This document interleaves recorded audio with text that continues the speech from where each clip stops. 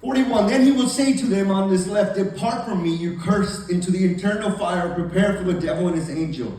Verse 42, for when I was hungry and you gave me no food, I was thirsty and you gave me no drink. I was a stranger and you did not welcome me, naked and you did not clothe me, sick and in prison and you did not visit. It's essentially saying that he tells the people, look, the whole idea was, Lord, in your name we did miracles and all that stuff. He says, depart from me. And the whole idea was, you saw people hungry and you didn't even give them food.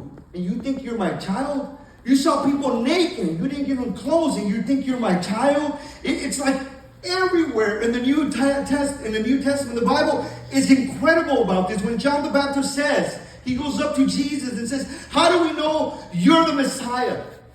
And in Matthew chapter 11, he says, the reason you know I'm the Messiah is I love the poor. He says it very poetic, right? He says, I'm the Messiah. I've been with the poor the whole time. That's the whole thing, right? So back to the question. Did they or did they not add anything? And this is the balance.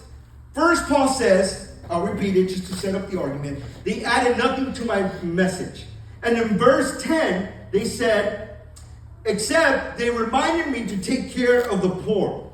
And that's the point. It didn't say, except you have to really be into social work, then you'll be saved. Accept Jesus Christ and really get into social work, and then you'll be saved. And I'll finish with this. There are many, many, many, many things you must do to be a Christian. But there's only one thing you have to do to become a Christian. That was a beautiful way that Timothy Keller put that. There are many, many things you need to do to be a Christian. There are many works you have to do to be a Christian, and you have to do them. But there's only one thing you have to do to become a Christian, and that is Romans chapter 4, verse 5. You need to stop working. Romans chapter 4, verse 5 says it this way.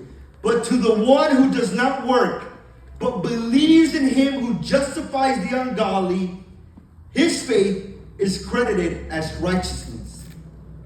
Our human inclination, and when we read verse 10, is to say, you see, I have to obey and care for the poor and all these things to become a Christian. I have to do 1, 2, 3, 4, 5 to become a Christian. That's our human inclination, but we miss the whole point. Again, to be a Christian, you have to do many things. But to become a Christian, you just have to do one thing. The one who does not work, but believes in him who justifies the ungodly, his faith is credited as righteousness. And I heard this years ago, and this is the whole point about not working, right? It's not talking about being lazy or not doing anything. This is the whole point, right? I heard this a long time ago, and it really stuck with me. It is ridiculous to try to get yourself ready for Jesus Christ, sort of getting your heart ready, getting your sincerity all up. It's a little bit like getting on your dress and putting on your makeup and then jumping into the bathtub.